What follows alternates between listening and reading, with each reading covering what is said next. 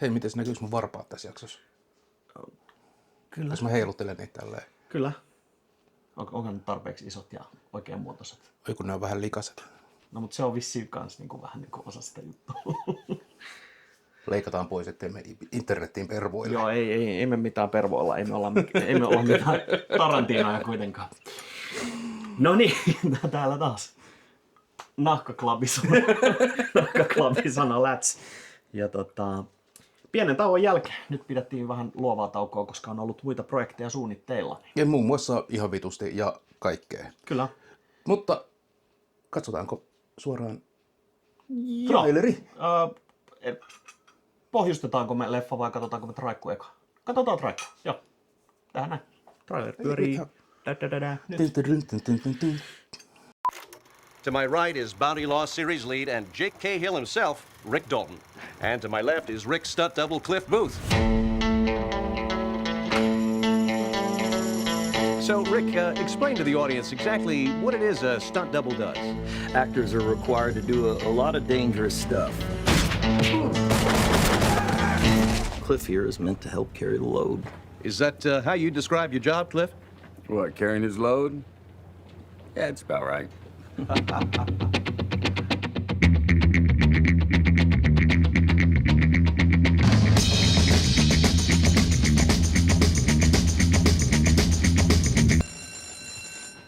That was the best acting I've ever seen in my whole life. Thank you. Rick fucking Dalton.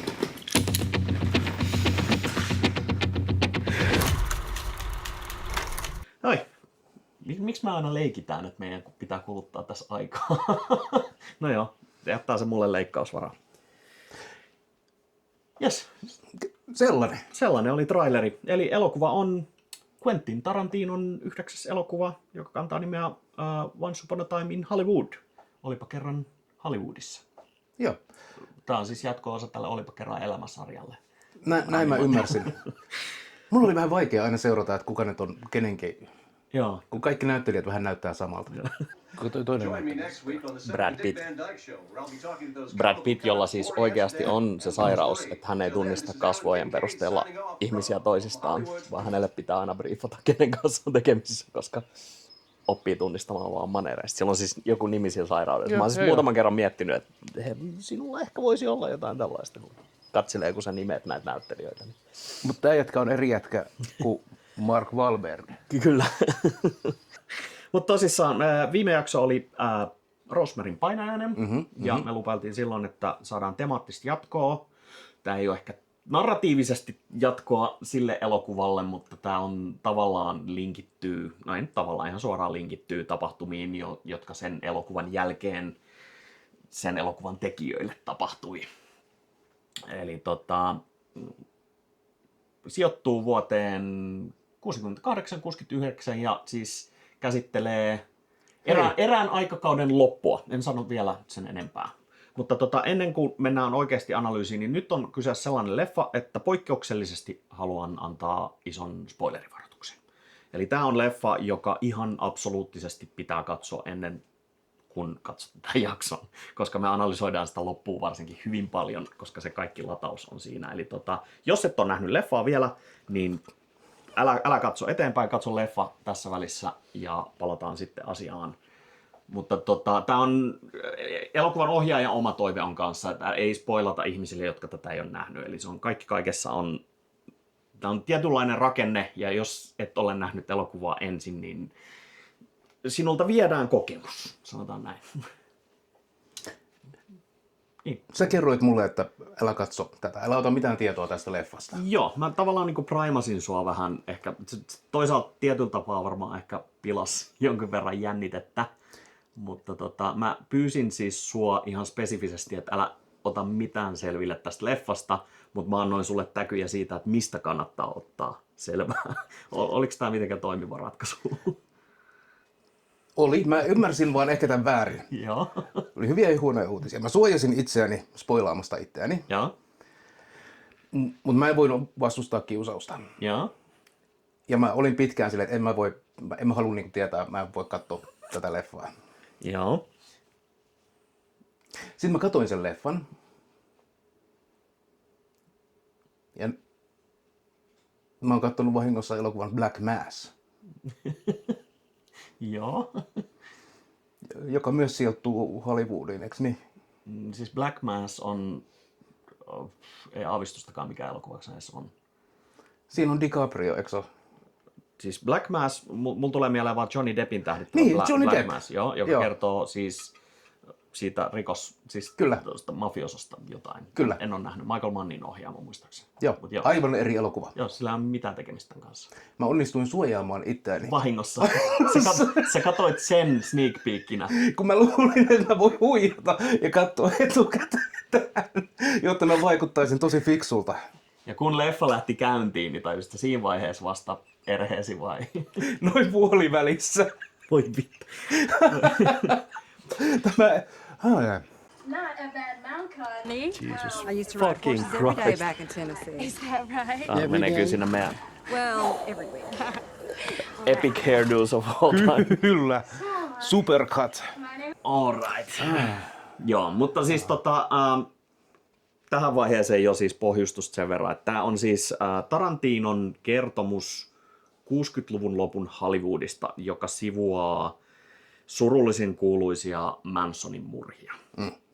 Eli siis vuonna 69, oliko elokuussa, 8. elokuuta, mulla ovellana olen kirjannut kaikki ylös. Mä kirjasin kanssa. 8. Tää lukee 69. Nice.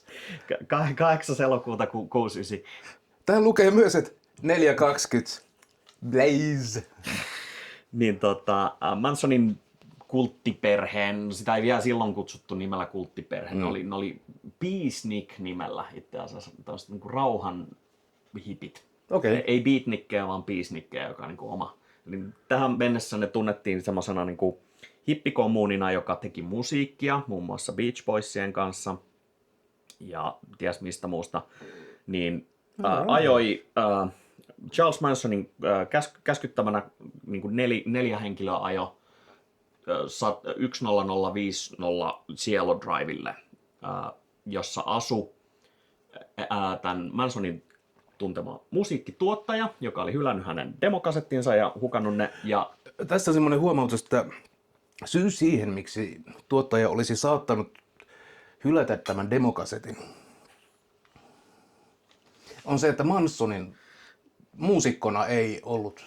no Ehkä- oli se sen verran onnistunut, että se levytettiin sen biisi Beach Boysien toimesta. joo. Mutta joo, ne yritelmät ei ehkä ollut kovin häppöisiä. As long as one is one. All is one, all is one, all is one. Illusion has been just a dream. Mutta tosissaan tästä suuttuneena hän määräsi kaikki siellä asunnossa olevat tapettavaksi. Uskon, että se musiikkituottaja seuroineen on siellä.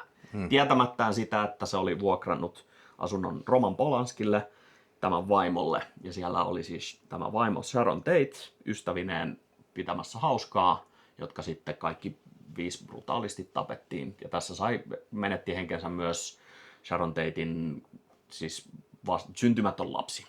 Eli 8 ja puolas kuukausi oli meneillään, eli tosi viimeisillään 16 puukoniskua rintaan, vatsaan, kaikkialle. Äärimmäisen brutaalisti. Kuuluisasti kirjoittivat yhteen oveen uhrien verellä Pig muun muassa. Ja sitten oli tämä sitaatti, I am the devil and I'm here to do the devil's business. Tämä niin rakensi tämmöisen, mikä Mansonin määräämä termi oli, do some witchy stuff. You are... I'm the devil, and I'm here to do the devil's business. No, I was dumber than that. Something like Rex. God, shoot 'em, Tex! Tex!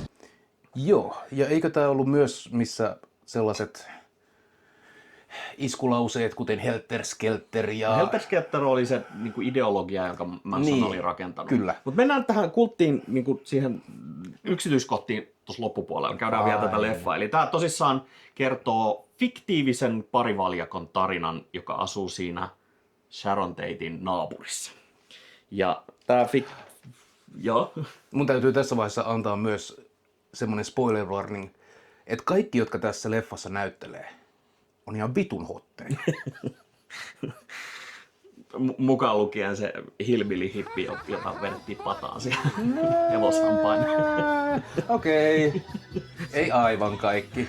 Kaikki yritti. Ja siis mehän jaettiin nämä niin kuin Jeesus syntiset vuohiin ja lampaisiin. Niin samalla tavalla me jaettiin leffon aikana nämä. Sen mukaan, että paneeksi vai ei. Joo. Yleensä sen perusteella, että minkälaiset viikset. Kyllä. En tosta Rick Daltonista tiedä, että nussiiko se, mutta toisen roolihahmossa se kyllä nussii. Joo. Sen kun näkee. Käsittääkseni, Se siis nussii ja panee. Ehkä jopa harrastaa seksiä. joo, siis biologisesti. Biologinen totuus on, että sä et pysty kasvattamaan tai kantamaan tollaisia viiksiä, jos sä et aktiivisesti ole ja pano siis valmis. cheattaamalla pystyy, mutta Joo. sitten tulee siis virallinen tarkastaja leikkaa ne vittuun. Joo, Tää ei kyllä, niinku kyllä. käy. Päähenkilö, parivaljakko, jonka siis elämästä tämä kertoo, niin on siis Rick Dalton, jota näyttelee Leonardo DiCaprio. Mä sanoisin, että parhaassa roolissaan koko elämänsä aikana ihan heittämällä. Ja hänen stuntmiehestään Cliff Boothista, jota näyttelee Brad Pitt. Hey! You're Rick fucking Dalton. Don't you forget it. Joka on myös aivan niin kuin korvaamaton. Poikien niin kuin kemiat pelaa yhteen sillä tavalla, että se on todella helppo uskoa, että ne on parhaat kaverukset, jotka on viettänyt vuosia aikaa yhdessä. Mä lähdin jo ideoimaan fanfickia. Se, että mitä heidän niin kuin matkoillaan on tapahtunut. Iloisia uutisia sinulle, siis tämähän saa jatkoa nyt. David Fincher ohjaa The Continuing Adventures of Cliff Booth -nimistä leffaa, joka on siis Tarantinon käsikirjoittama, mutta ei ohjaama. Luoja tietää, mitä siinä. Ei välttämättä DiCapriota ollenkaan, mutta Brad Pittin seikkailut niin kuin jatkuu. Mutta sitten tässä on sivurooleissa on Al Pacinoa. Gina. The face in the misty light. Hello, Mr. Schwartz. Oh, Gina. Siellä on Margaret Qualleyta, Margot Robbie, Austin Butleria, Sydney Sweeneyä, Kurt Russellia, Zoe Bellia, semmoinen Hollywoodin who's who lista. Ihan pienissä rooleissa niin kuin pätkähtää niin kuin ihan uskomattoman laatunäyttelijöitä. Kivana bonuksena vielä Timothy Olyphant muun muassa näytteli James Stacyä. Rick Dalton. You bet. Jim Stacy. This is my show. Welcome aboard. We're real glad to have a pro like you playing the heavy on the pilot. Näitä oli tosi hauska tunnistaa läpi leffan, että hei, tässä menee tää, mä tiedän tän tästä. Ja mä saan aika monta oikein. Joo. Käytännössä kaikki. Ja sivuosumiakin semmosia, niin kuin, että se ei ollut oikea henkilö, mutta jotenkin yhdistetty. Joo. Toi James Stacy, jota se Olyphant näyttelee, niin kuoli vuosi tämän jakson kuvausten jälkeen prätkäonnettomuudessa. Ja hetkinen, siis Olyphant oli myös tää, joka oli Taru Sormusten herrassa. Joo, ne elefantit. Joo, niin. Norsut nää. Joo. Legolas. Joo. Ratsista, joo. Jos skeittasi sitä selkää pitkin, se veti näin. Ihan vitun kova. Muistan mun lempikohtaus Tolkienin kirjoista. Tässä kohtaa Legolas vetää ihan vitun sikin kickflipin. Mutta on... mä en ehkä menisi edes sanoa tätä hirveän narratiiviseksi leffaksi, koska tää on semmonen niinku todellinen mood piece, viipyilevä ajankuva. Tää ei ole niinku epokkielokuva siinä määrin, että taas niinku kuvattaisiin aika kautta, mutta se niinku ajan henki välittyy tästä koko ajan. Tässä näkee sen, siis tää on Tarantinolle ollut, joka on siis käsikirjoittanut ja ohjannut, niin semmoinen lempiprojekti, jota se on suunnitellut siis käsittääkseni yli 15 vuotta. Ja kirjoittanut taustoja vuosia, tuhansia sivuja. Ja koska hän itse varttu ja kasvoi tällä alueella, niin tää on semmoinen, se on saanut lapsuudensa sankarit ikään kuin manata henkiin oman kameransa eteen ja tehdä lisää tarinoita monille semmoisille hahmoille, jotka on jo unohdettu ja aika on niin kuin pyyhkinyt mielestä. Ja samalla tämä on tarinan kerronnallinen tapa muuttaa historiaa, joka on ei Tarantinolle ihan uusi kikka, sillä Inglourious Bastardsin lopetuksen nähneet on nähnyt sen historian hienoimman kohtauksen. Nyt kun me puhutaan määritteistä, Joo. niin minun korvaani kuulostaa vähän sellaiselta esoteeriselta niin kuin leveliltä. Että nyt ollaan päästy elokuvien tulkinnan sellaiseen, niin kuin, muokataanko tässä nyt todellisuutta? No tää on se, mistä mä haluan itse asiassa sulta huomattavan ison panoksen tuossa loppupuolella. Ja onko oikein, jos mä sanon näin heittämältä, että ehkä Alan Moore on tällainen jäbä myös, joka on, siis hänellähän maagikko, oli... joka pyrkii sekä ymmärtämään ympäröivää maailmaa oman tarinankerronnansa kautta, mutta myös aktiivisesti vaikuttamaan sekä siihen maailmaan että hänen niin kuin, versionsa siitä. Kyllä. Ja siis sillä on varmaan joku hieno, joku hölynpölytermi, kirjamaagi tai jotain yhtä bullshittia. Alan Moorehan on siis lempikirjoittajia, niin kyllä, mutta on myös aivan vitu umpihullu vanha setä, joka uskoo pitävänsä hallussaan jotain käärmejumalaa. No, mutta kuulostaa vähän sellaiselta raivoateismilta tuo sinun suhtautumisesi. Minä luokittelisin tämän elokuvan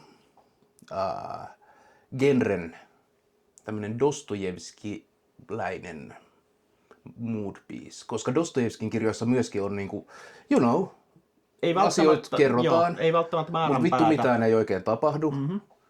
Ja sitten lopulta tullaan siihen money shottiin. Joo, kyllä mä tosta saan kiinni siis ehdottomasti. Ja nyt kun me puhutaan Dostojevskista, niin mä haluan viettää seuraavat 15 minuuttia puhuakseni suosikkikirjailijastani Jordan P. Petersonista ja hänen 666 sääntöä elämänsä toteuttamiseen Albatrossina. Vai mitä vittua se Ei. Omissa aivoissa ei ole ilmastilaa sillä paskakasalla. Lobster Daddy. Mutta tosissaan tämä on Tarantinon käsikirjoittama, mutta tämähän siis perustuu löyhästi tosi tapahtumiin. Tämä on siis sinänsä jännä tämmönen fiktio-faktateos, että se taustatyö on niin järjettömän kattavaa, että joka ikinen elokuva, joka ikinen TV-sarjan jakso, joka ikinen hahmo, joka tuo näkyy, niin ne on niillä paikoillaan, missä ne on ollut oikeasti. Eli ainoastaan nämä 2 täysin keksittyä hahmoa. No okei, niistä Mansonin perheenjäsenistä muutama oli kanssa täysin keksittyjä. Mutta Rick Dalton ja Cliff Booth on niinku istutettu sinne. Ja se on myös se niinku mekanismi, joka myös siis muuttaa sitä todellisuutta. Et mitä jos me heitetään nämä, niin miten se yksi känninen uhoilukohtaus öisellä kääntöpaikalla voi muuttaa todellisuutta. Fucking private road. Property taxes up the butt. God damn.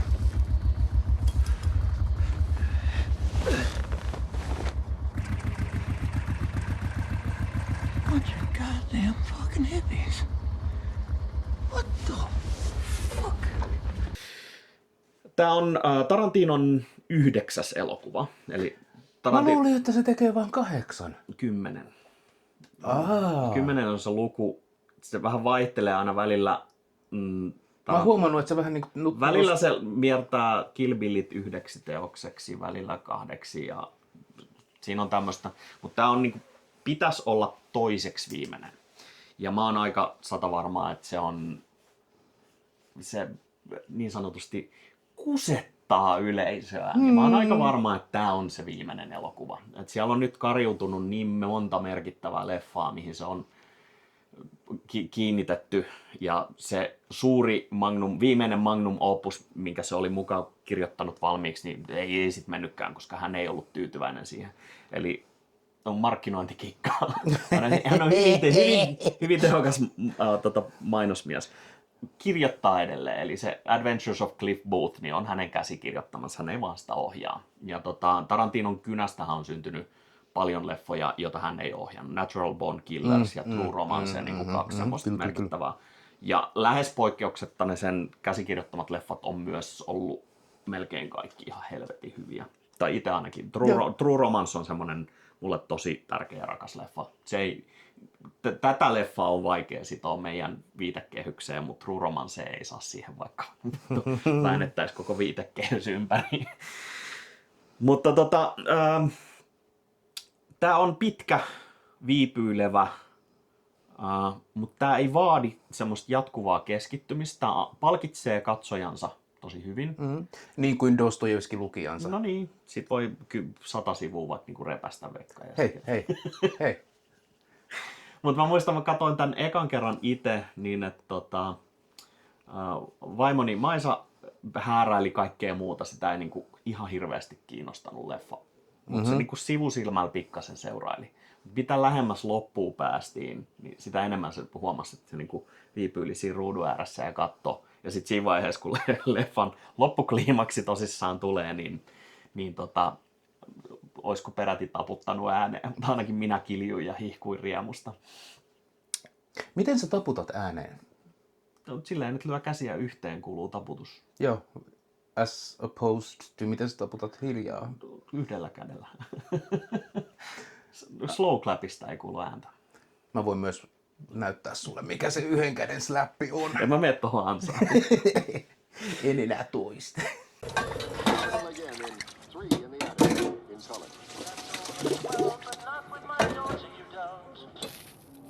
Mä oon nähnyt paljon gorea, mutta mä käyn siellä aivan vitun kaikkea. Jesus, stop the pain. That's some gourmet shit. Me ollaan käsitelty aikaisemmin Sudet tulevat elokuvan kohdalla, niin aikuisten satua. Mitä sä sanoisit, onko tää aikuisten satu? Miksei? Siis on. Siis tää on kirjaimista Once Upon a Time. Joo. Ja nyt kun kysyit, Joo. niin ehdottomasti suosin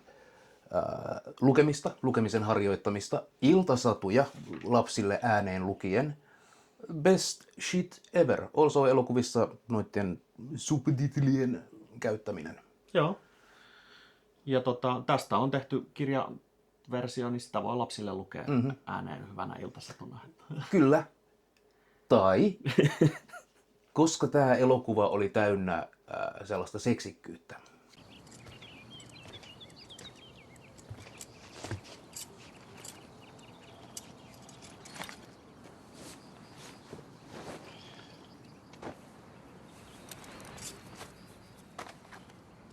Tää oli kans tämmönen, kaveri on 58, siis Brad Pitt, niin oli Cannesissa aiheuttanut akuutin vävähdyksen yleisössä, kun jengi oli siellä, että mitä vittua, että oli jätkällä mitään lupaa ollut tuossa kondiksessa enää tonnikäisenä.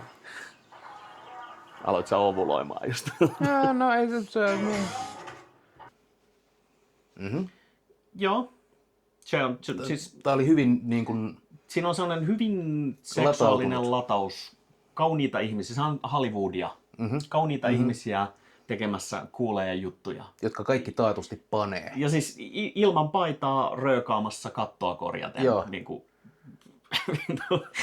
Kyllä tämä elokuva piti minun huomioni ihan kun tämä kertoo siitä hetkestä, joka muutti Hollywoodin. Tämän jälkeenhän elokuvissa alkoi uusi aalto.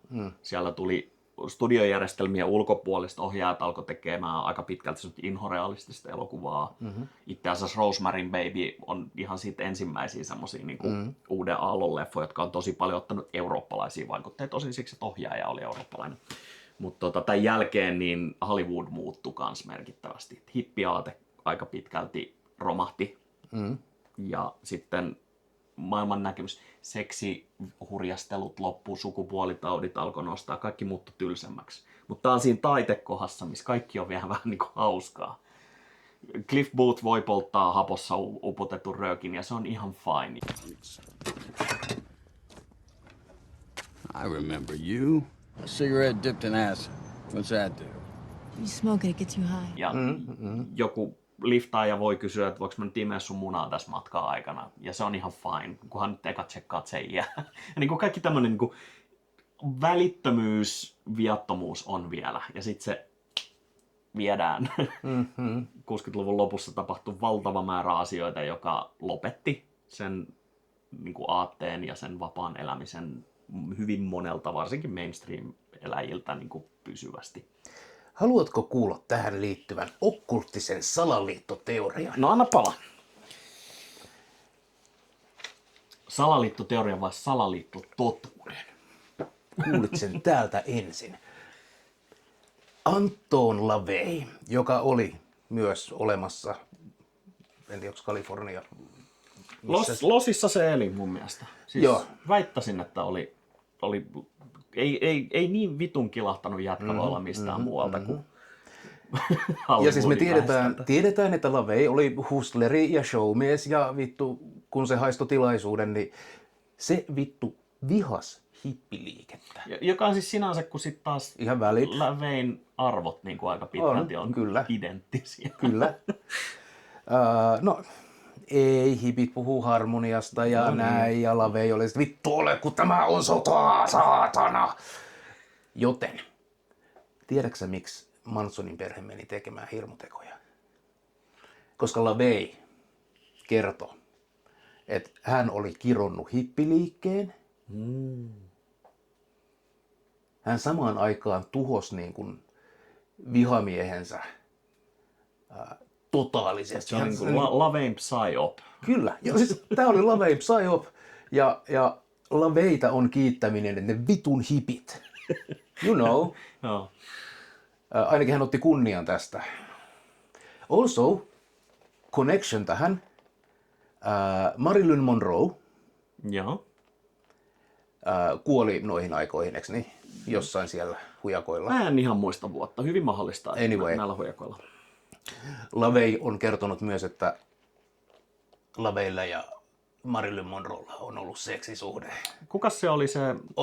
Se on toki kuollut, ettei ette voi varmistaa siltä, mutta usko vaikka vaan mua, kyllä mä oon pannut sitä. Kuka se naisnäyttelijä oli, joka LaVeyn kanssa ihan oikeasti, siis iso siis Hollywood-tähti. kyllä.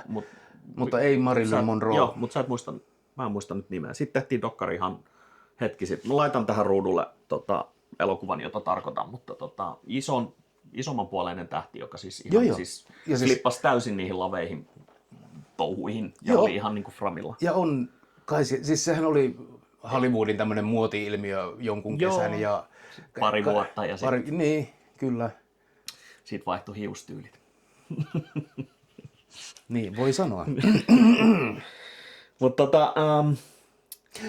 Also, jotta me saadaan toi aasinsilta, koska täällä it all makes sense, se mikä linkkaa LaVeyn Marilyn Monroen on Marilyn Manson, jonka poika Charles Manson. no niin vittu, nyt turta kiinni. Hello, can I help you? Oh, yeah, hey, man, I'm looking for Terry. I'm a friend of Terry's and Dennis Wilson's. Well, Terry and Candy don't live here anymore. This is the Polanski residence now. Really? He moved? Dang. You know where?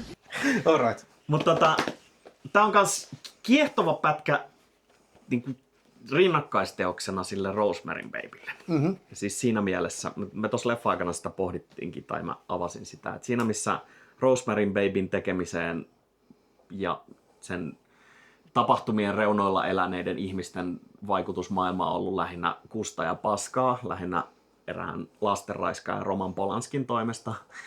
Ja muun muassa Mia Farrown ex-mies, Frank Sinatra sun muut, jotka on enemmän tai vähemmän ollut hankalia tapauksia. Niin tämän leffan tekijäporukka on taas se niin kuin täysin polaarinen vastakohta. Eli siellä on niin kuin aidosti semmosia niin kuin ihmisiä, joita mä itse ainakin ihailen, mutta heidän niin kuin tekoja ja aatteita on myös helppo kunnioittaa. No, hyvänä esimerkkinä nyt vaikka Tarantino, joka siis itse on Harvey Weinsteinin framille nostama. Siis Weinstein oli hänen niin kuin alkupään tuottaja. Oikeastaan hän sai oman platforminsa Weinsteinin ansiosta. Kyllä. Ja kun Weinstein-syytteet tosissaan ilmoitettiin tai alkoi tulemaan ilmi, että ihminen on aivan vitun täysi paska, niin Tarantino oli ensimmäisiä, joka aivan välittömästi heivasi vittuun koko jätkän ja niin kuin vei kaikki projektinsa helvettiin ja suurin piirtein sanoi, että tuhotkaa kaikki painokset leffoista, jossa on Weinsteinin leima. Mutta myös niin kuin, siis lukuista DiCaprio on tunnettu filantrooppi siis. On etenkin nuorten alle 25-vuotiaiden. Auttaa nuoria naisia uralla eteenpäin. Mutta siis sademetsien puolesta puhuja on niin kuin merkittävä osan rahoistaan lahjoittanut sinne päin. Leffassa on Hollywoodin kaikkien aikojen paras ihminen, eli Kurt Russell. Mä luulin, että Keanu Reeves. No Keanu on semmoinen up and camera siinä. Kurt on tehnyt samaa 40-luvulta saakka. Hyvä, että luki Disneyn elämänkertaa. Tiedätkö, mikä oli Disneyn viimeiset sanat? Tai ei tekniset sanat, mutta se kirjoitti paperille just ennen kuolemaansa. Kurt Russell. Mites se Betty White? No, Betty White on kuollut ja kuopattu jo aika pitkään. No, mutta eikö se ollut täydellinen? Ei silläkin voi. Se on varmaan Ku Klux Klanin jäsen. Vittu. Betty White, hello, White. Mutta Kurt Russell siis on tunnettu siis all around hyvissä. Nyt harvoja lapsitähtiä ikinä, joka on siis onnistunut potkaisemaan itselleen uran aikuistähtenä. Mutta Kurt Russell esimerkiksi on niitä harvoja, jotka laittoi aikoinaan siis hyvin varhaisessa vaiheessa Hollywoodin kung fu-tähtien kaikkein isoimmalle paskakasalle, eli Steven Seagalille kampoihin. Eli tähditti samaa leffaa ja sai tietää, että no sehän on sexpest ja vaimohakkaaja ja ties mitä. Niin mitä Seagal nykyään puuhaa? No Seagal taitaa, onko Valko-Venäjällä vai Venäjällä? Joku Putinin ihmeksisä. Jotain leffoja se vielä tekee jostain syystä, en tiedä kuka vittu niitä kattoo. Mutta joka hän varmasti tekee parhaansa. Niin ratkaisevat hetket, Executive Order tai joku tämmöinen leffa, jota mainostettiin Seagalin niin kuin isona. Se oli se ensimmäinen tosi ison budjetin toimintaleffa. Russell sai tietää, kuka Seagal on, niin se ilmoitti, että vittu toi paskakasa leikataan tästä ulos tai hän kävelee. Ja Seagal leikattiin ja tapettiin hyvin nopeasti leffassa. Ja siitä on, suosittelen katsoa John Leguizamon haastattelu siitä, että millainen Seagal oli sen leffan kuvauspaikalla, kun se oli ruvennut vetää muita näyttelijöitä turpaan esitelläkseen, kuinka kova jätkä se on. Niin kuin ihan mä rakastan sellaisia miehiä. Käsittämätön paskaa. Joo.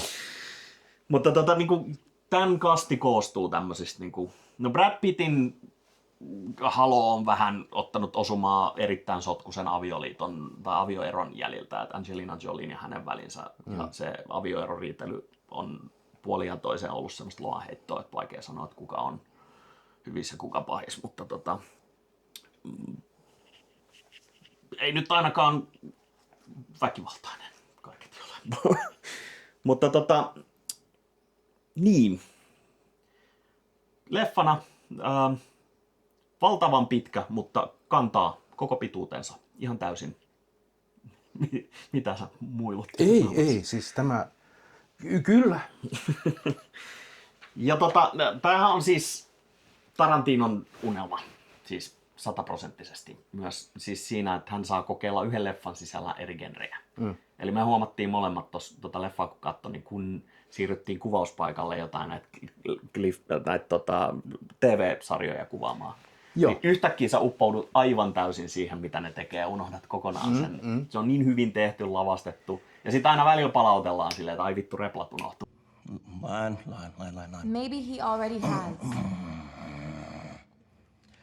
Maybe... God damn it, I fucked this whole thing up, Sam. I did. I fucked this whole thing up. Can we just go back, please? Can we just cut? Can we just cut? No, really, just No, really, Sam, please. Maybe he already has. Maybe he already has. God damn it. All right. Woo! Goddamn outlaw, Rick. Come on now. I got it. Joo, tulee semmonen niinku, ja sit oli muutama, mitkä satuin huomaan, kun ikään kuin joku osuisi boom-mic-kiin. Ja tällaisia niinku... Tarkoituksellisia teknisiä mukakömmähdyksiä niinku on siellä sivussa. Ja... Mikä niinku, I'm fine with this. Mutta niinku audiovisuaaliselta anniltaan tää on, mä sanoin sulle ennen leffa alku, että tää on tekijöiden kaikki taidot moottorissa hakkaa niinku täysillä männillä. Että tässä ei ole niinku mitään jätetty harkinnan varaan, vaan kaikki on tehty hyvin, hyvin lähellä täydellisyyttä hipoen. Mä oon aina sanonut, että Hyvät, pahat ja rumat on lähimpänä täydellistä elokuvaa, mitä on koskaan tehty niin audiovisuaalisesti tekniseltä toteutukseltaan. Tää on hyvin lähellä niin kuin mun omassa päässä samaa. Eli narratiivinen kuljetus, kamera-ajojen suunnat, lavastus, miten leikkaukset menee, kaikki on, niin kuin, sä et missään vaiheessa niin kuin, hätkähdä siihen, että ai niin, tää onkin elokuvaa, koska toi ei nyt kulkenut oikein. Ei ole klaffivirheitä, ei niin kuin, ole havaittavissa juurikaan ja kaikki roolitukset on täydellisiä, että yksikään hahmo, näyttelijä ei niin kuin, pistä niin kuin, väärällä tavalla, ei vituttanut. Ei. Mua vaan harmitti se, että kaikki näyttelijät näyttää samalta. No tässä on tää. Mä sanoin sulle, Brad Pittillä on siis tää sairaus, että hän ei tunnista ihmisiä kasvojen perusteella. Mä oon ihan varma, että sä oot samassa kastissa. Ja mä googlaan tähän tunnen alapuolelle sen kasvosokeuden virallinen tieteellinen termi. Joo, ja sit mä voin ottaa sen virallisena diagnoosina. Kyllä. Ja mennä pumulle maanantaina. Mä voin tehdä aspaduunia enää. Pelkästään etätöitä. No enpä sanokaan nyt, kun mikrofoni päällä. Joo. Hauskana seikkana ennen kuin mennään esoteriapuoleen, niin pakko palata meidän vakioaiheeseen, eli kaljut miehet puhumassa hiuksista. Eli, ihanat tukat. Tässä leffassa on täydelliset hiukset kaikilla, mutta myös näytetään perukkeja, niin kun niitä riisutaan. Tiedätkö kuka on Jay Sebring?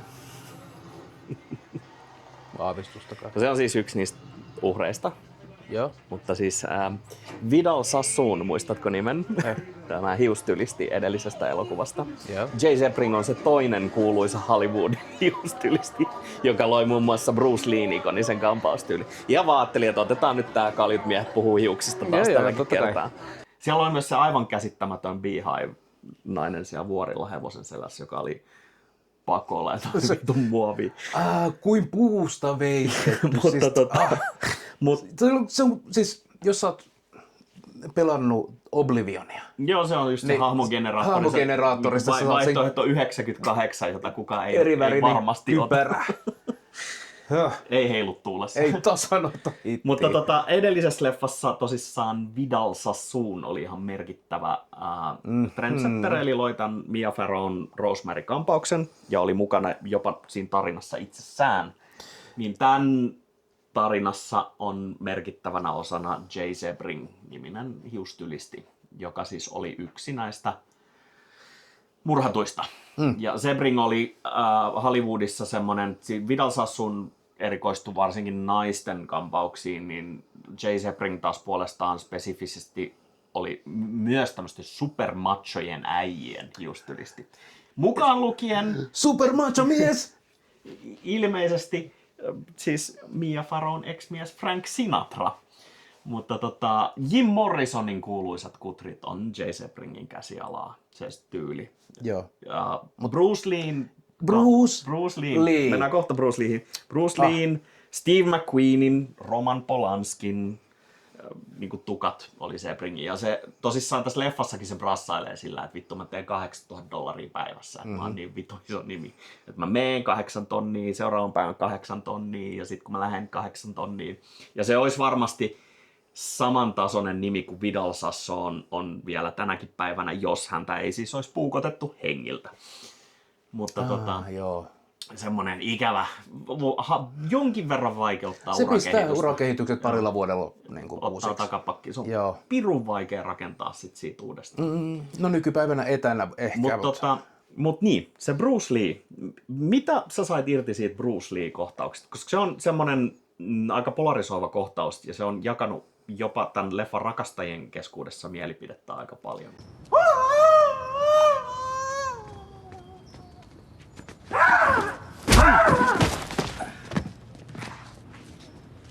Not bad, Kato. Try that again.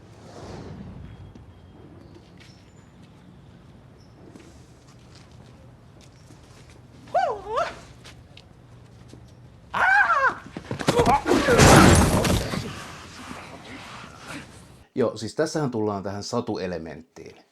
Nimittäin oikeassa elämässä ei ole koskaan dokumentoitu sellaista tilannetta, että Bruce Lee olisi hävinnyt. Joo, eli siis tässä on kohtaus, jossa Cliff Booth on kuvauspaikalla ja kuuntelee, kun todella ylimielinen, kusipään oloinen Bruce Lee brassailee sillä, kuinka vittu kova äijä se on ja mitä hän ymmärtää vähän kaikesta enemmän kuin muut. Ja Bruce haastaa turpaan vetomatsiin. Ja siis Bruce tukka. Joo, se on, niinku, se on mintissä. Mä en muista, kuka se näyttelijä, se no. on Mike Moh tai joku, mutta se vetää sen rooli ihan kotiin. Siis se kuulostaa, olkoonkin, että se on noin päätä pidempi kuin oikea Bruce Lee. Joo. Mutta ottavat erää. Ensimmäisen osuma ottaa Cliff Booth ja sen jälkeen se on tulkinnut vastapuolen liikkeet ja se heittää Brucen autoa päin niin, että auto suurin piirtein menee paskaksi. Mitä ei oikeasti tapahtuisi, koska oikeassa elämässä Bruce Lee olisi voinut siinä vetää sellaisen hyppykierrepotkun ilmassa ja se olisi vaan kickflipannut sen auton vittu avaruuteen. Mietipä hetki.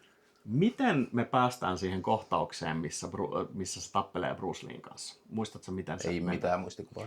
Se on ottanut paidan pois ja tämä hahmo muistelee sitä tapahtumaa siellä katolla.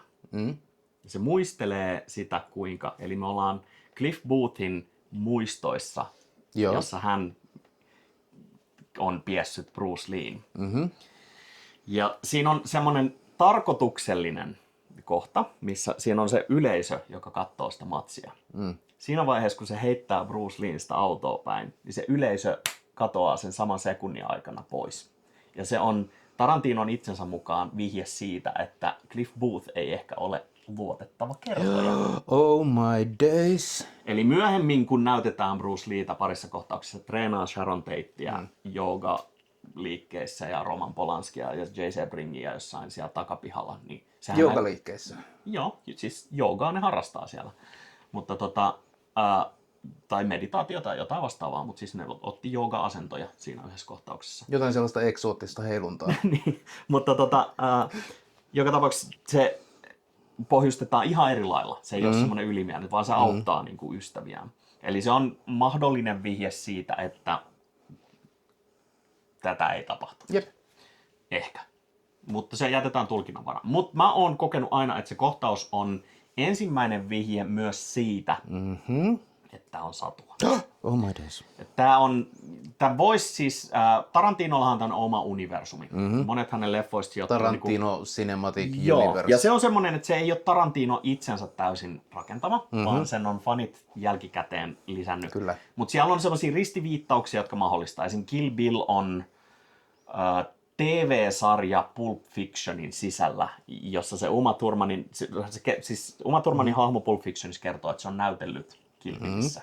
Ja Kill Bill olisi niinku fiktiota tämän universumin sisällä. Ja sitten Reservoir Dogs ja Pulp Fiction on samaa, koska siinä on veljekset hahmoina. Ja niinku, näitä on niinku linkitettävissä. Ja periaatteessa, jos on nähnyt Inglourious Bastardsin, niin tämä tämmöinen historiallinen satulopetus niin molemmissa on aika samankaltainen. Eli Inglourious Basterds, spoiler warning, loppuu siis siihen, että Hitleriä ammutaan vittu konepistoolilla naamaan 5 minuuttia. Ja sen jälkeen räjäytetään kaikki natsit ja poltetaan loput. Jota nyt ei oikeasti tapahtunut. Ainakaan meille ei ole paljastettu, että tämä olisi totta. Mutta siinä kirjoitettiin semmosena melkein niin kuin ohjaaja omana runkufantasiana kohtaus, jossa maailman paskin jätkä deplatformattiin ampumalla sitä 5 minuuttia konepistoolilla päähän, kunnes se pää halkeaa. Joka on siis ihan elokuvahistorian hillittömämpiä kohtauksia. Kyllä. Ja Tarantino itsensä ja mielestä... siellä oli taas Brad Pitt. Joo, viiltämässä sitten hakaristia natsin päähän. Helvetin hyvä diili. Margariti. Mutta Tarantino itsensä mukaan Inglourious Basterds on hänen paras elokuva. Once Upon a Time on hänen omasta mielestään hänen henkilökohtaisen elokuva. Mä väitän, että Once Upon a Time on huomattavasti parempi elokuva. Inglourious Basterds ei valitettavasti kestä ihan hirveän montaa katselukertaa.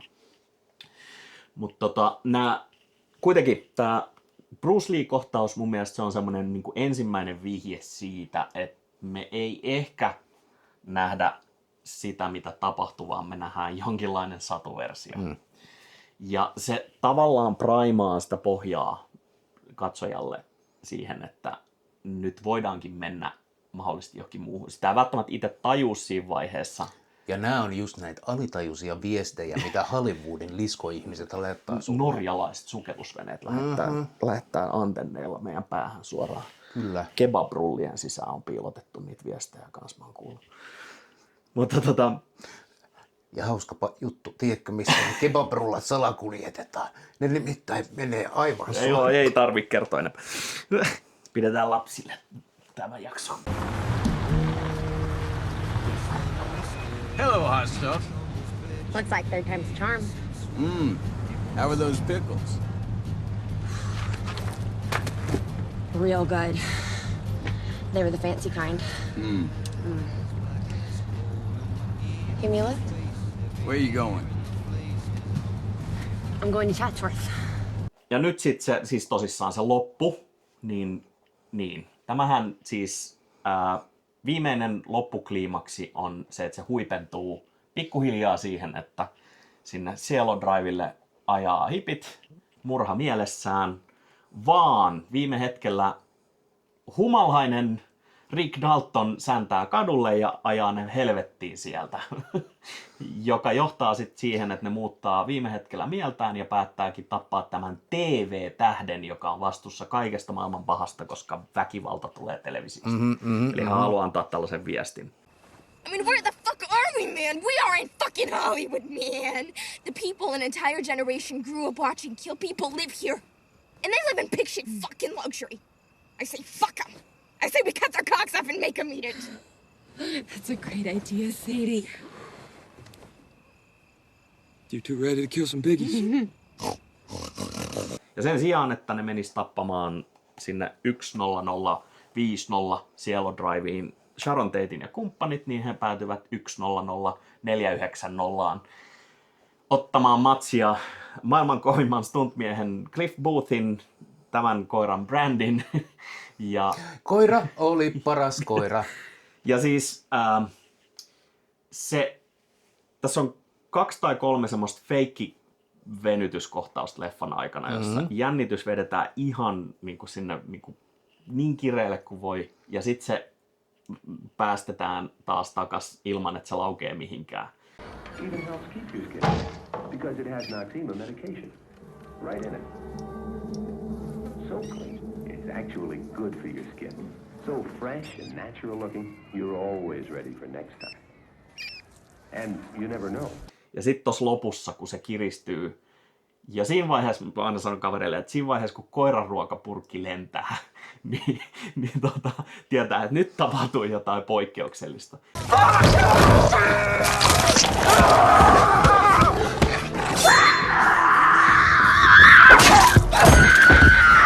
Mikä sun fiilis oli siitä aivan vitun hillittömästä väkivaltailottelusta siinä lopussa? Mä rakastan tätä. Ja tämän takia mä tykkään Tarantinon leffoista, koska mä rakastan gorea. Mä tykkään hyvästä, äärimmäisestä väkivallasta. Ja tiedätkö, hyvin tehtyä väkivaltaa harvoin...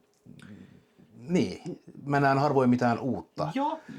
Tehdään upeita juttuja ja näin, mutta ei tällä levelillä usein. Joo, ei. Että se ultra väkivalta, kyllä, mitä tässä leffassakin on. Siis tosissaan ne paska-aivot menee sinne ja yrittää uhkailla Cliff Boothia, joka on aivan helvetin happopäissään ja yksinkertaisesti Jen. Ja sitä ei oikeastaan kiinnosta nämä uhkaukset.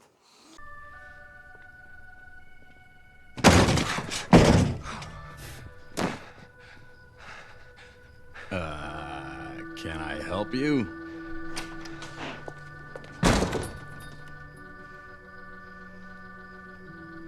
Shit.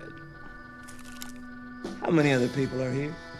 Oh, just the one sleeping in the back there. Go get him and bring him into the living room. What if he says no? Don't take no for Nancy. You're the one with the knife. Get him in here! Ja lopputulema on se, että koira syö mieshahmon kikkelin, puree sen jalan ja kaulan auki.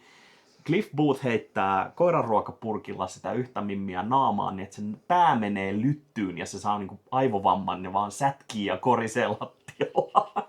Ja sen jälkeen rupeaa pukkotappeluun tämän kolmannen hahmon kanssa, joka sitten päättyy siihen, että se puolikuolleena säntää ulos, jossa DiCaprion hahmo kuuntelee musiikkia, siis... ei tiedä mistään mitään. Puukkotappelu. Joo. Mä oon nähnyt American History X:n. Ja kun tää niinku Joo, siis se ottaa Matsaaminen puukon alkaa... kylkeen. Joo. Ja sit se vasta eskaloituu. Siis hommat alkaa kurbstompilla.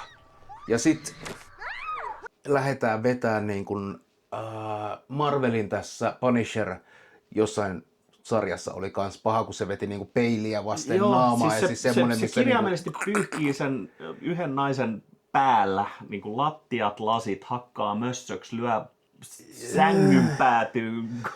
Sitten ei ole mitään niinku atomeita jäljellä. Jonka jälkeen se menee ikkunasta läpi, putoaa maahan lasin keskelle, nousee maasta lasin keskeltä, putoaa veteen, jonka jälkeen se poltetaan elävältä tällä aikaisemmin prepatulla vittu liekin heittimellä.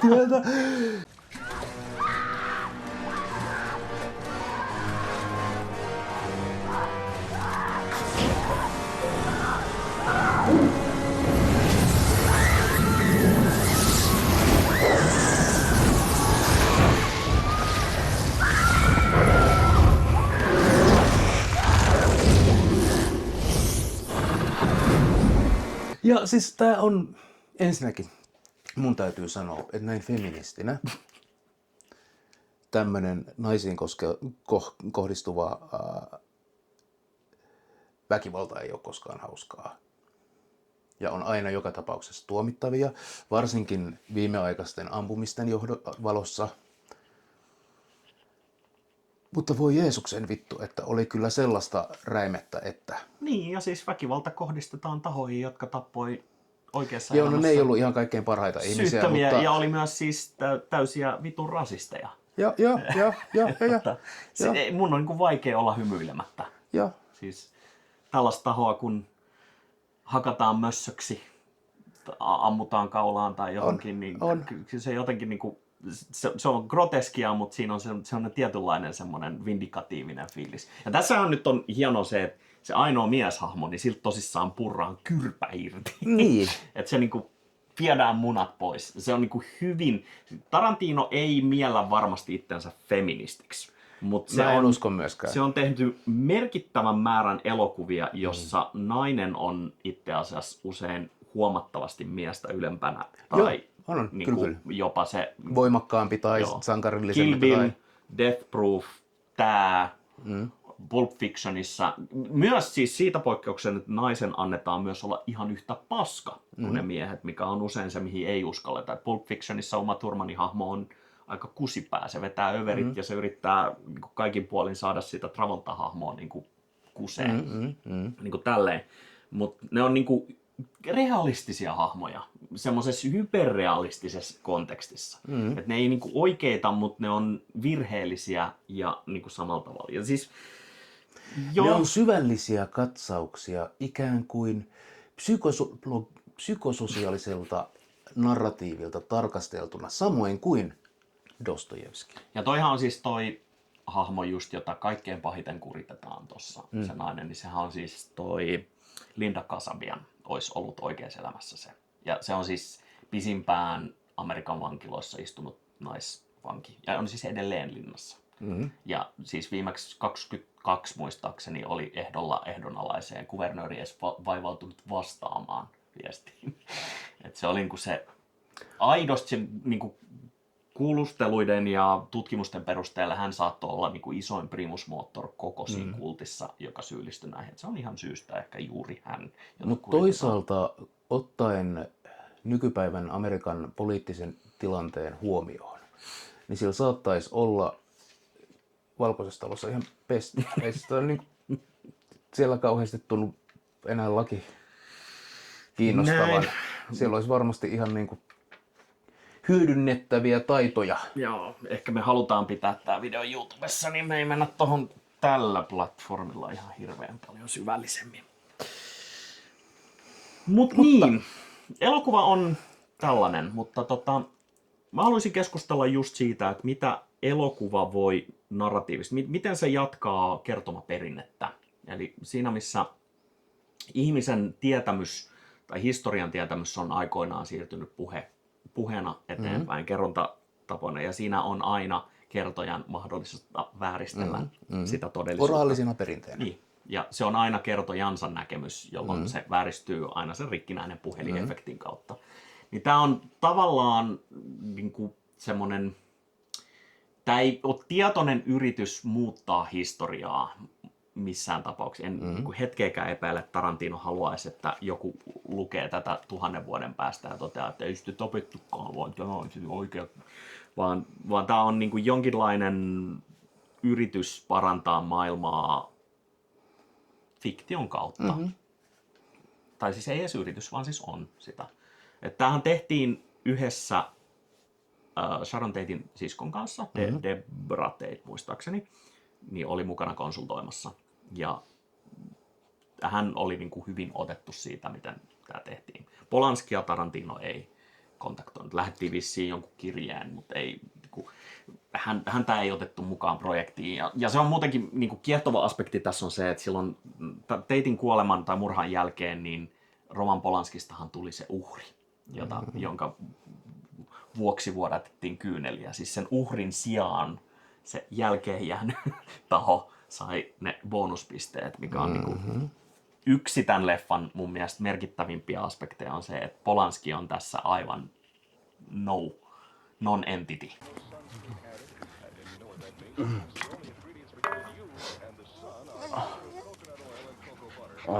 Fuck you, Dr. Saperstein. Se on mukana parissa kohtauksessa ja se ei ole mitään tekemistä. Sharon Tate itsessään on hahmo. Joo, toi itse asiassa, mä mietin, että mä jotenkin oletin, että kun asiat eskaloituu tietyn pisteen ohi, niin Polanskin hahmo olisi päässyt osaksi sellaista niin kuin väkivaltafantasiaa, mikä katsojilla saattaa olla Polanskia kohtaan. Joo, mutta se on sitten taas tähän osaan tarinaa, niin Polanskin myöhemmät vaiheet ne ei vaan liity siihen. Niin se voi niin kuin jättää sen rajauksen ulkopuolelle. So one of these days that Polish prick's gonna fuck things up. Mission statement Sharon Tatein hahmolle oli tässä leffassa enkelimäinen ilmestys. Kuin kummitus tai ajan henki, joka leijailee kaiken yläpuolelle. Se on sitä. Se ei oli ole siis Zeitgeist. Joo, ja siis se ei ole hahmo tässä elokuvassa. Se on tarkkailija, joka niinku liikkuu siellä ajassa. Ja viimeinen kohtaus, jossa se on mukana, niin se on jopa ylhäältä tuleva ääni siinä monitorispiikkerissä. Jay, honey, is everything all right? Everything's okay now, honey. But some hippies broke into the house next door. Oh my God. Oh, that's terrifying. Is everybody okay? I'm talking to your next door neighbor about it right now. Rick Dalton? Yeah, that's me. Oh, well, hello, neighbor. Että se ei ole edes enää niin kuin mukana. Ja se on kohtaus, joka tapahtuu sen jälkeen, kun hän olisi kuollut. Eli siitä on tehty tämmöinen niin kuin entiteetti melkein. Ja Margot Robbie, jota en isommin arvosta yleensä, niin on tässä siis käsittämättömän loistava. Aivan ihana. Reploja on ehkä 10, mutta on se ajan henki. Hän näyttää aikalaiseltaan, ei ehkä ihan hirveästi Sharon Tateilta, mutta niin kuin aikalaiselta, kauniilta naiselta hyvin, hyvin paljon. Ja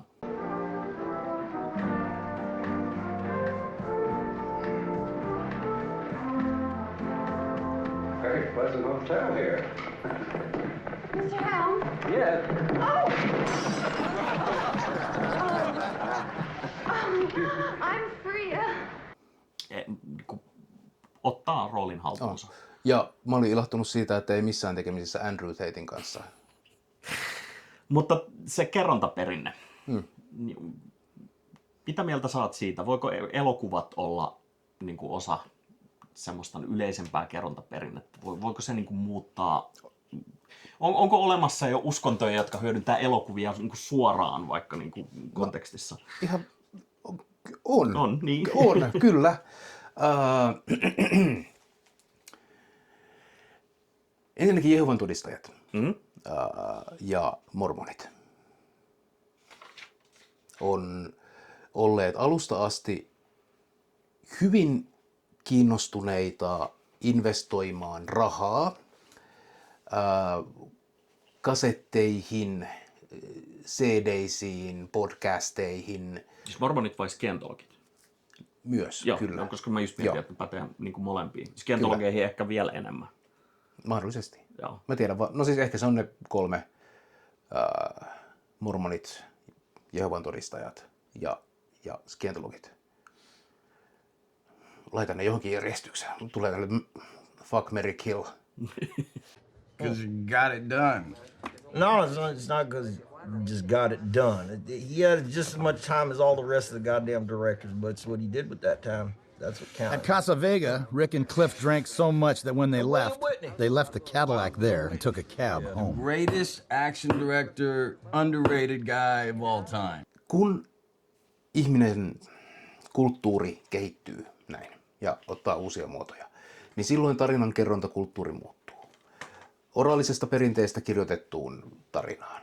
Kirjoitetusta tarinasta printtipressi. Mikä on printtipressi? Kirjapainoon. Painettuun. Niin, kyllä. Josta tulee ääniversioita, josta tulee kuvia, liikkuvia kuvia, värillisiä kuvia. Oh my days, millään ei ole mitään niin kuin, meillä on ensimmäiset 3D-elokuvaa jutut ollut jo aikaa sitten.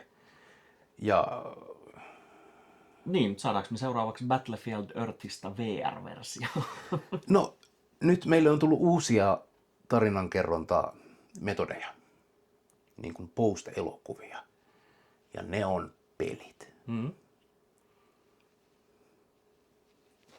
Kyllä. Ja hirveän siistiä. Joo, ja pelithän vaikuttaa niin kuin ei niinkään suoraan pelkästään sen kautta, että ne on jonkun laatimaa kerrontaa, vaan siinä se kokija luo itse, tai sen annetaan uskoa luovan sitä kerrontaa, jolloin Kyllä. se vaikuttaa eri tavalla. Ja esimerkiksi musta on aina hauska ajatella, että ihan se ensimmäinen tyyppi, joka oli silleen, että hei, ottakaa nyt vittu hetki, mä kirjoitan tämän ylös ja se on alkanut niin kuin johonkin savitabletille vetää. Ja sitten mä oon myöhemmin silleen, vittu, tämä on vitu kätevä idea. Miksi me kaikki ei ole tehty tämän näin? Tossa, YKK apinaa, done. Sitten leikataan siihen, että meikä pelaa Hollow Knight Silksongia. Vittu, paskapeli. Upea peli. Aivan paska. Se on siis, mä rakastan pelejä, jotka on riittävän vaikeita, että mun eteneminen vaatii keskittymistä,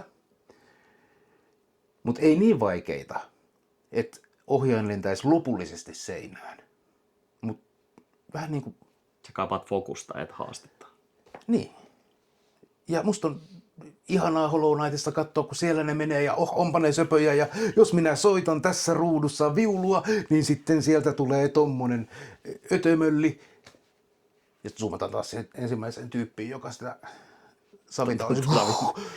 Mitä mä oon mennyt tekemään? Ois nopeampi taltta saada. Niin, mut siis kelaa mikä... Sanskriitti 2 äkkiä julkaiskaa.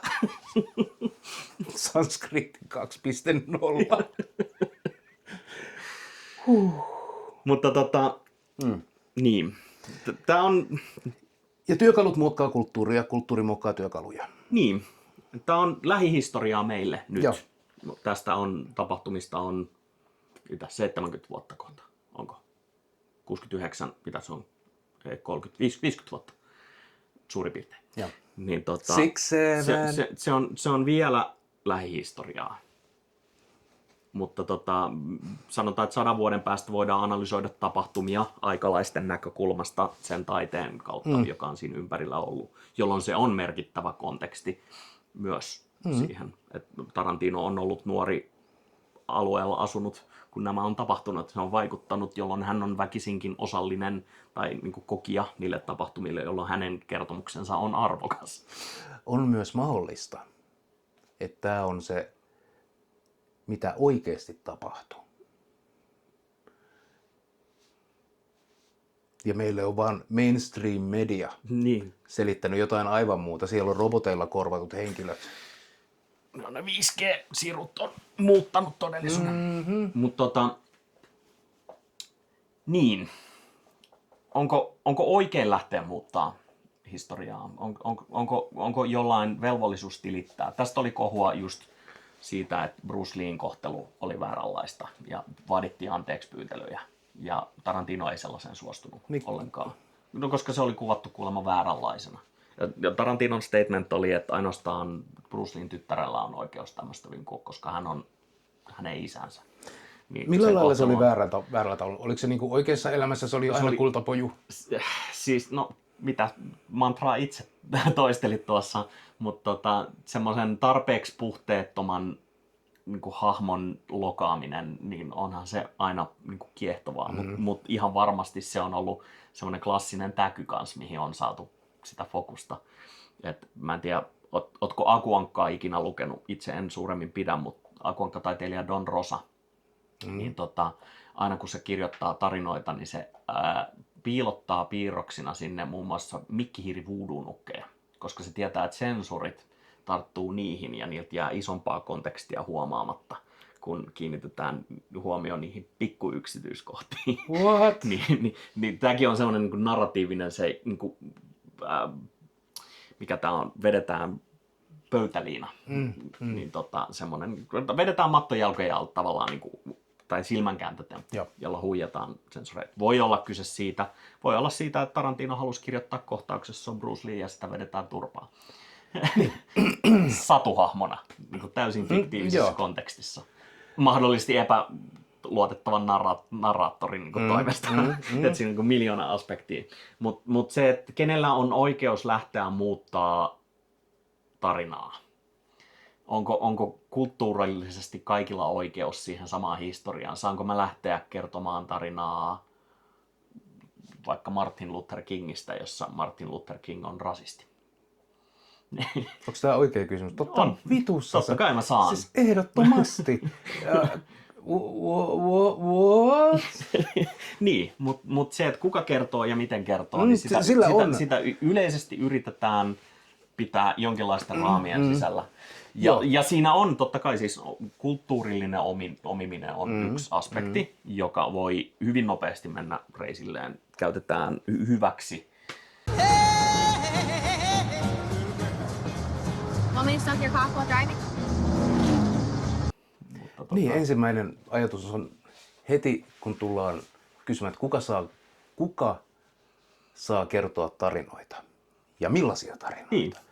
Niin mun vastakysymys on, että kuka estää? Niin, jos sinulla on se laatikko, jonka päällä seistää ja kertoo tarinaa, niin ei kukaan. Niin. Mutta sen laatikon saaminen voi olla ja siis takana. Kyllä. Ja näitähän on hauska miettiä silleen, että mites Mika Valtarilla, joka ei koskaan tainnut etelämässä hirveästi käydä, milläs mandaatilla hän kirjoittaa Sinuhe egyptiläisenä? Joo, joka siis postuumisti vielä nyt tiedetään, että se on ihan bullshittia. Ne on tosi hienosti kuvailtuja ne metodit ja kaikki, mitä tekemistä minkään oikeiden juttujen niin. Vähän sivuten. Joo, kyllä hän oli varmasti pyramidikuvia katsellut. Niin. Mutta kirjallisuuden merkkiteos ihan maailmanlaajuisesti. Kyllä. Mutta siinä on taas hyvä esimerkki lähihistoriassa julkaistusta kirjasta, jonka kuvaus sen ajasta ja sen paikoista ja tapahtumista on jo vääristänyt niin kuin sitä, että miten suomalainen esimerkiksi saattaa ajatella Egyptin. Siinä kaveri, joka ei tiennyt oikeastaan mitään. No teki varmasti pohjatyötä valtavasti, mutta silti on niin kuin täysin vääristynyt. Ja se on sukupolvikokemuksena siirtynyt jo eteenpäin se kuva, mitä siinä kirjassa on. Kiehtovia kysymyksiä. Mihin se johtaa, kuka tietää. Niin, mutta mun mielestä on aina hauska etsiä ehkä ihmisiä, jotka kertoo tarinoita omista kokemuksistaan ja omista niin kuin, lähtökohdistaan, koska he pystyvät hyödyntämään sitä insightiaan, joka tekee ja esimerkiksi... siis sen haistaa. Kyllä. Meitsi, vittu, mä oon niin pahoillani, sori. Kaikki meni vinoiksi. Miksi olen tällainen? Joo, ei, lopetetaan vaan tällä päivällä, mä oon pilannut kaiken. Okei, koitetaan vielä. Kun ihminen pystyy hyödyntämään elämänkokemuksiaan kertoakseen parempaa, rikkaampaa, syvällisempää, merkityksellisempää tarinaa, niin sehän on parasta shittiä ikinä, eikö? Yleensä kyllä. Mikä tekee sellaisista kirjallisuuden pikkuhaaroista, kuten queer- ja BIPOC-kokoelmat, ja se ei ole mun osaamisalaa, mitä kaikkea sieltä löytyy, mutta massiivisen merkittäviä, upeita. Ja just ne vähemmistöäänten kuulemiset tarinassa totta kai. Mutta tämä nyt on isolla rahalla tuotettu Hollywood-elokuva, joka kertoo täysin kusetetun tarinan. Ja, kyllä, joo. Tosin tämä ei missään vaiheessa piilottele sitä faktaa. Se on ihan niinku avoimesti, ei tätä niinku kenenkään ole tarkoituskaan uskoa.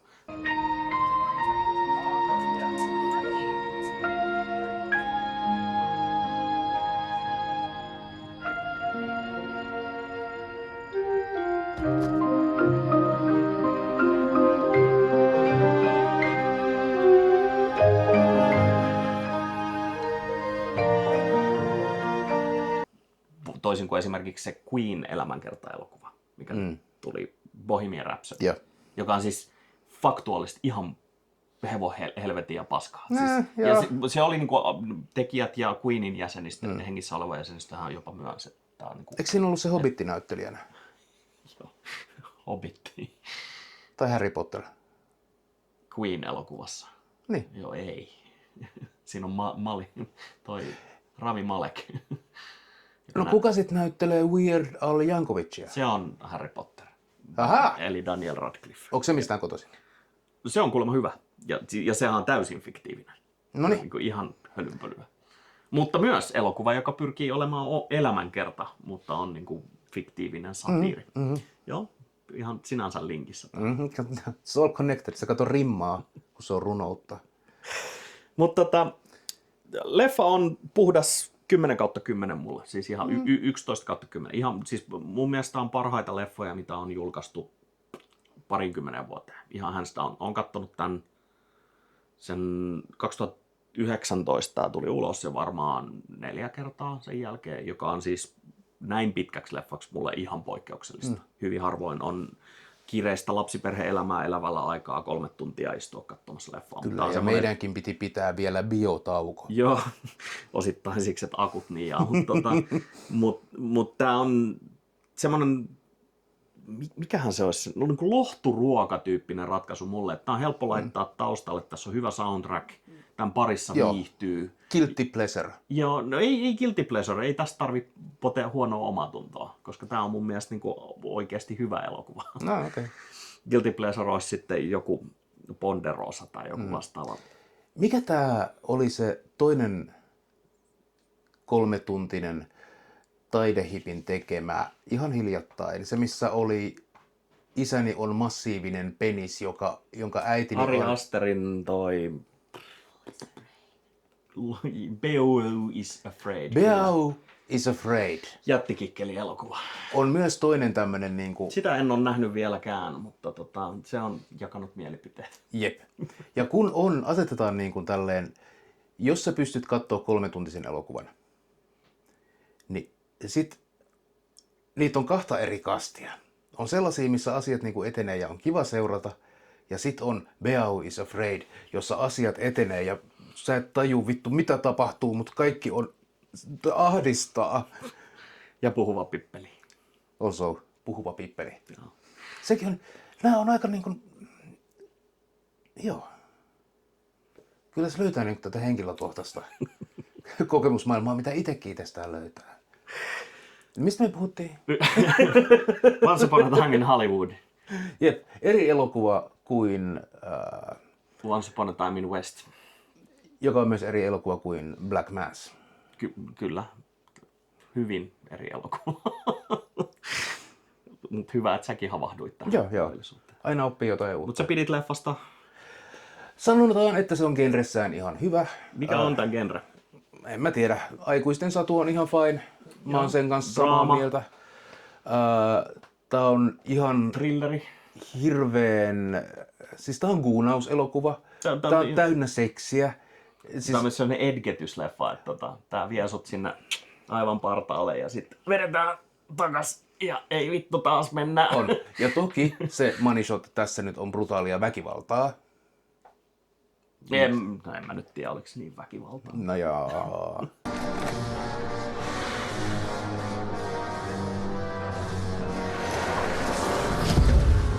Anybody order fried sauerkraut?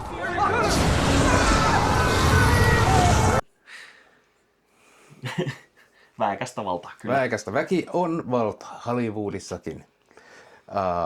Mutta siis tässä on ihan jatkuvasti kuvaa raamitetaan niin kuin säärillä, reisillä, takamuksilla, varpailla, joita pitää painaa tätä lasia vasten ja vähän sitten heilutella. Tiettävästi joku ohjaaja vissiin tykkää sellaista. Ja yleensä kun puhutaan tästä ohjaaja Tarantinon kiintymyksestä jalkoihin, niin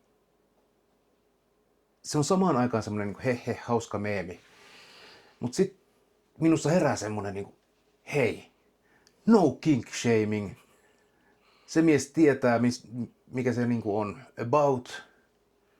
I know what I'm about. Ja se on jalat. Hei, more power to you. Onko se ok vetää $90 miljoonan leffa-projektilla koko yleisö omaan fetissiin? Hei, jos Tarantinon fetissit näyttää tältä upealta ihmiskehojen ylistykseltä, jota henkilökohtaisesti niin kuin panseksuaalina rakastin, koska kaikki vaan oli kauniita. Ja koko ajan... Paitsi se helvetin hihittelijä siellä.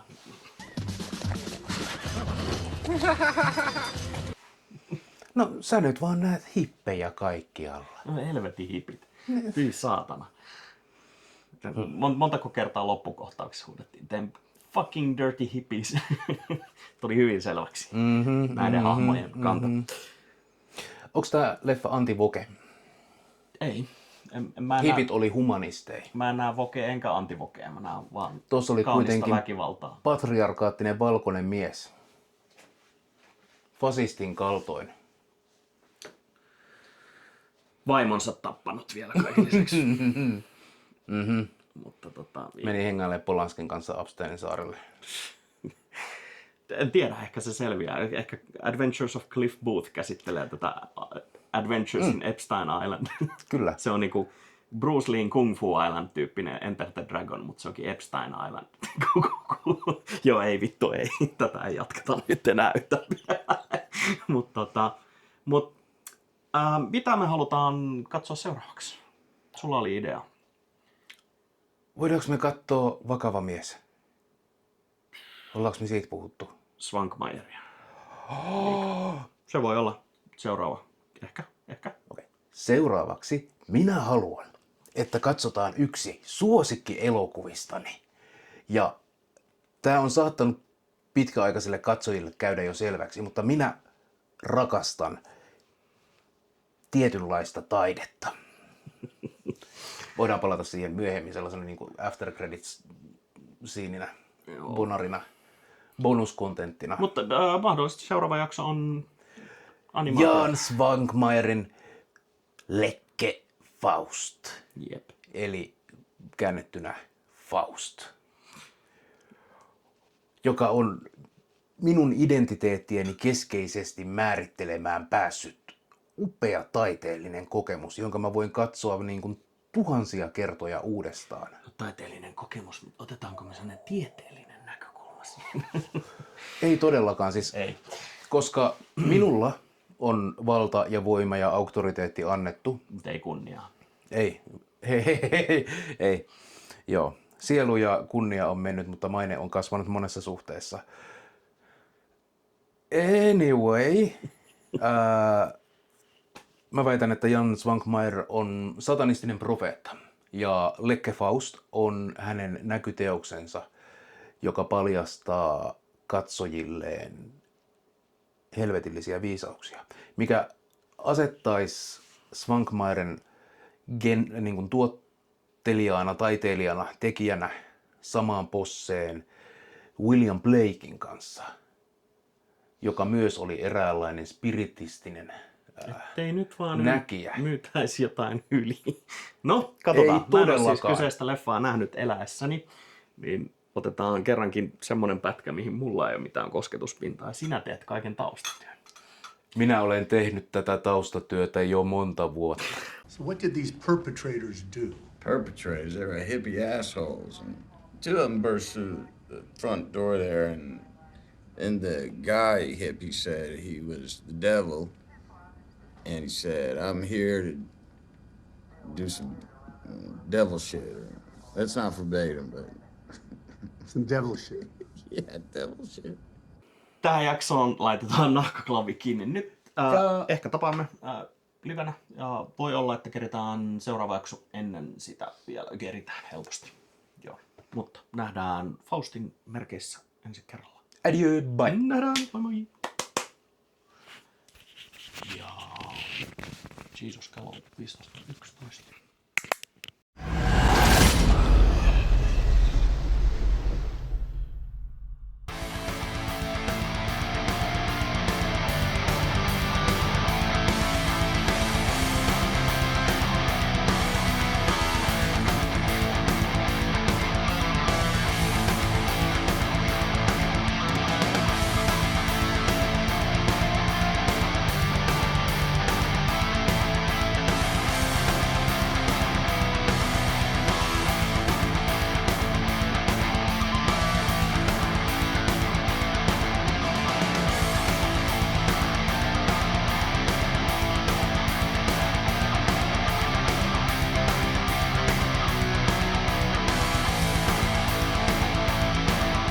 Siikahan miten siistiä. Se jättää vähän auki, niin se näyttää, että sillä on huuli. Mistä toi on? Mä löysin kirpparilta. Oikeesti?